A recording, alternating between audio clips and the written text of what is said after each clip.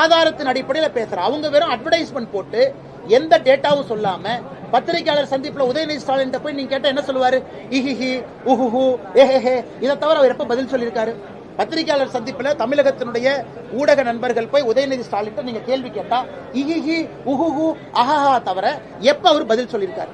யாரு உங்ககிட்ட பதில் சொல்றா? யாருமே பதில் சொல்றதில்ல உங்ககிட்ட. ஏதோ ஒரு கார் கம்பெனி, ஒரு டயர் கம்பெனி, ஒரு நட்டு கம்பெனி, ஒரு போல்ட் கம்பெனிக்கு வெளியே ஒரு எலுமிச்சம்பழத்தை புழிஞ்சுட்டு இந்த விவேக் சொல்லுவார் இல்லங்க, 700 ஸ்பேர் பார்ட்ஸ்ல ஓடாத ஒரு லாரி எலுமிச்சம்பழத்துல ஓடுதுன்னு. அந்த மாதிரி ஒரு நட்டு கம்பெனி போல்ட் கம்பெனிக்கு போயிட்டு அதை மட்டும் போட்டோ எடுத்து பத்திரிகை நண்பர்கள்ட்ட ஏமாத்த பாக்குறாங்க. இங்க இவங்க வந்துட்டாங்க, அவங்க வந்துட்டாங்க. தமிழ்நாடு முழுவதுமே இந்த உங்களுடன் ஸ்டாலின் என்பதே ஒரு ஃப்ராடு திட்டம். இதுல யாருக்கும் எந்த பிரயோஜனமும் இல்ல. சும்மா அப்ளிகேஷனை வாங்குறது, குப்பை தொட்டியில போடுறது, ஆத்துல போடுறது, அல்லது தீ வச்சு கொளுத்திடுறது. அப்படி இருக்கும் பொழுது எதற்காக இந்த பில்டப் டிராமா? அதனால் முதலமைச்சர் நேரடியா பதில் சொல்லணும். காவல்துறைக்குள்ளேயே சண்டை ஏற்படுத்தி, காவல்துறைக்குள்ளேயே பிரச்சனை ஏற்படுத்தி, காவல்துறைக்குள்ளேயே அதிகார போட்டியை முதலமைச்சர் கொண்டு வந்ததன் காரணமாக காவல்துறை நண்பர்கள் பலம் இழந்து நிற்கிறாங்க. இந்த அரசு போலீஸ்லயும் அரசியலை கலந்துவிட்டு நஞ்சை பாய்ச்சி பொதுமக்களுடைய பாதுகாப்புக்கே பிரச்சனை ஏற்படுத்தி கொண்டிருக்கின்றார். திமுக அரசு வந்த பிறகு கடந்த 3 ஆண்டுகள்ல மட்டுமே 5% குழந்தைகள் அரசு பள்ளியில குறைந்து தனியார் பள்ளியில அதிகமாயிருக்கிறாங்க. இதான் அவங்க அரசு பள்ளி நடத்தக்கூடிய லட்சணம். அதற்கு ஒரு கல்வித்துறை அமைச்சர் அன்பில் மகேஷ் பொய்யாமொழி இருக்கிறாங்க.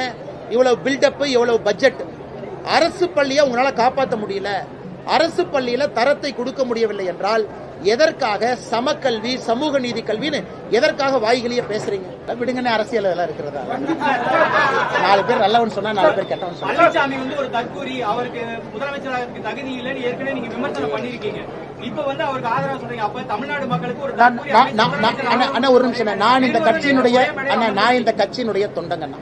ஒரு தொண்டனாக இருக்கும் பொழுது ஒரு கட்சி முடிவெடுத்திருக்கிறாங்க, தலைவர்கள் முடிவெடுத்திருக்கிறாங்க, அதை செயல்படுத்த வேண்டிய கட்டாயம் எனக்கு இருக்கு. அதனாலதான் கடமை என்கின்ற வார்த்தையை பயன். என் கடமை.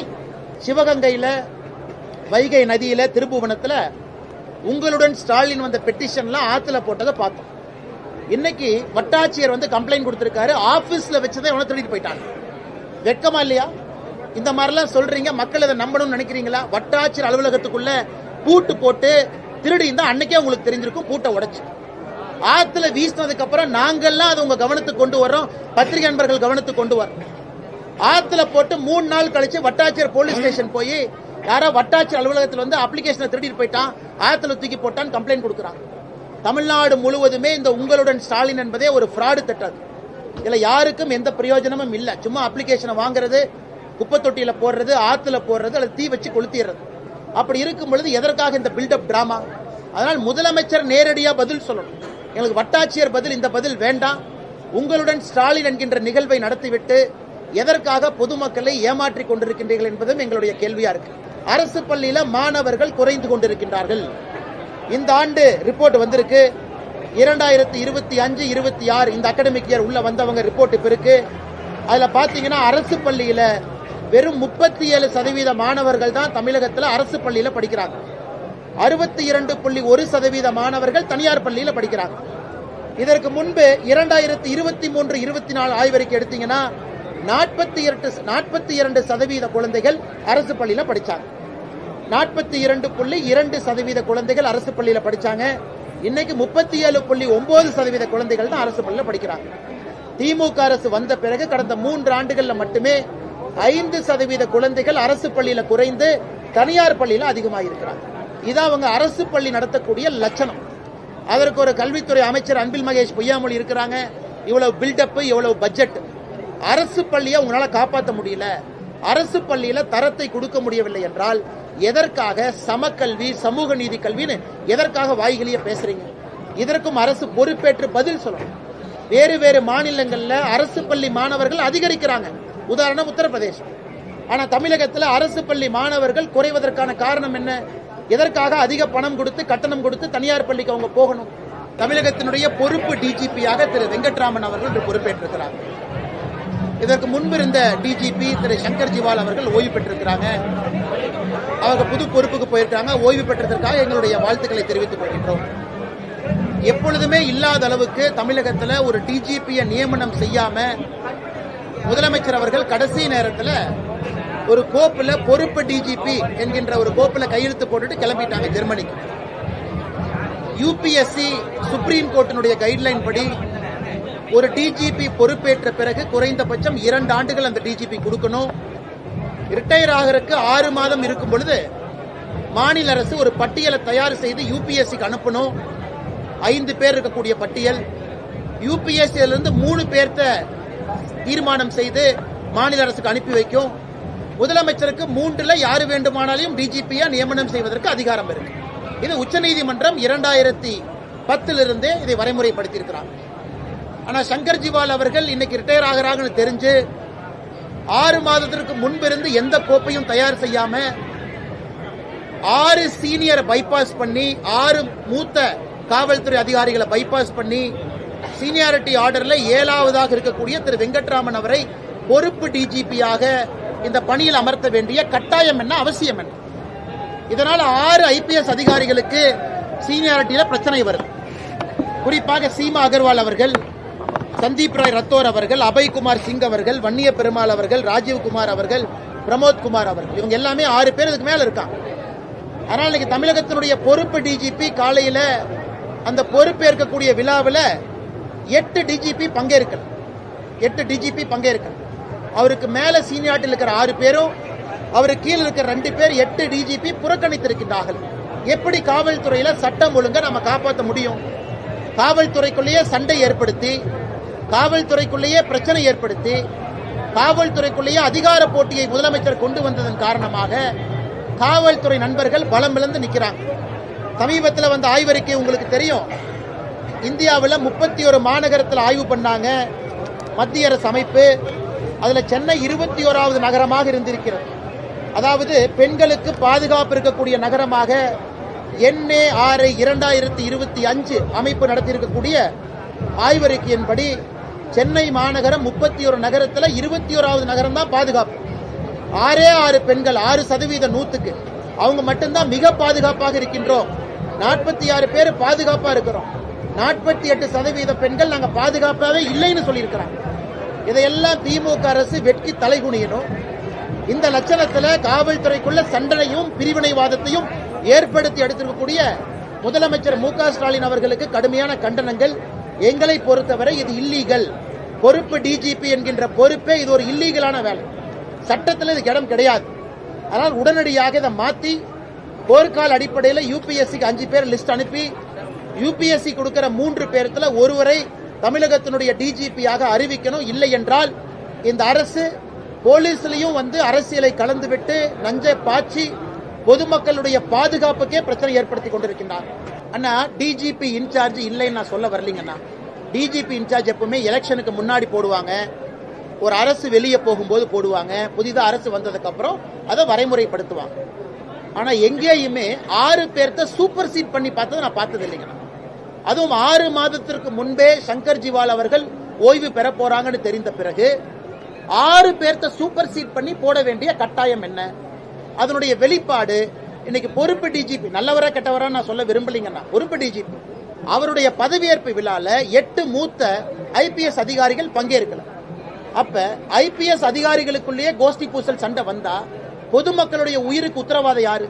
அதனால் பொறுப்பு டிஜிபி நடைமுறை எதுக்குன்னா, எலெக்ஷனுக்கு 8 மாசம் இருக்கு.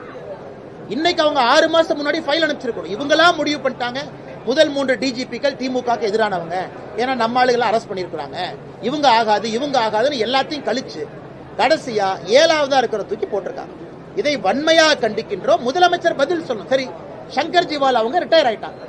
தமிழகத்துல தீயணைப்புத்துறைக்கு புதிதாக ஒரு பதவியை உருவாக்க வேண்டிய கட்டாயம் என்ன? எதுக்காக உருவாக்குறீங்க? எதுக்காக பதவி உருவாக்குறீங்க? ஏன் இன்னைக்கு இருக்கக்கூடிய தீயணைப்புத்துறையினுடைய டிஜிபி சரியில்லையா? எதற்காக புதியதாக ஒரு பதவியை உருவாக்குறீங்க? ரிட்டையர் ஆயிட்டார், முடிஞ்சது.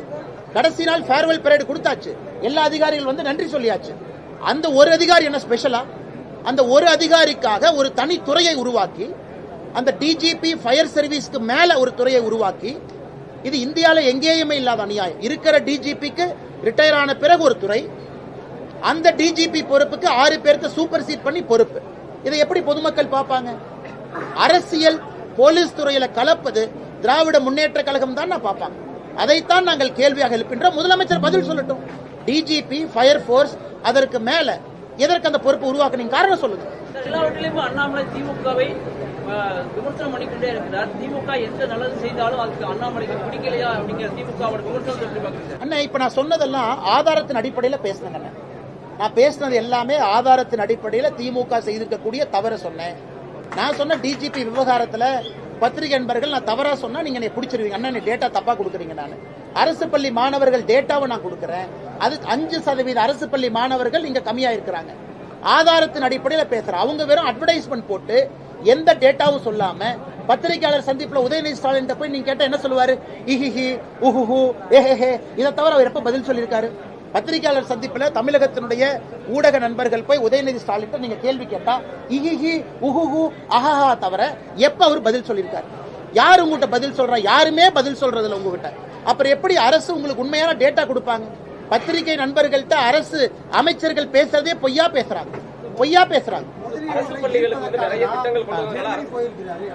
அண்ணா, இவர் 10 லட்சம் கோடி ரூபாய் முதலீடு ஈர்த்திருக்கிறோம் அப்படிங்கிறார். வெள்ளை அறிக்கை கொடுங்க. 10 லட்சம் கோடி எங்க? இந்தியாவில் தமிழகம் இன்னைக்கு 7வது இடத்துல இருக்கு முதலீடு ஈர்த்ததில்.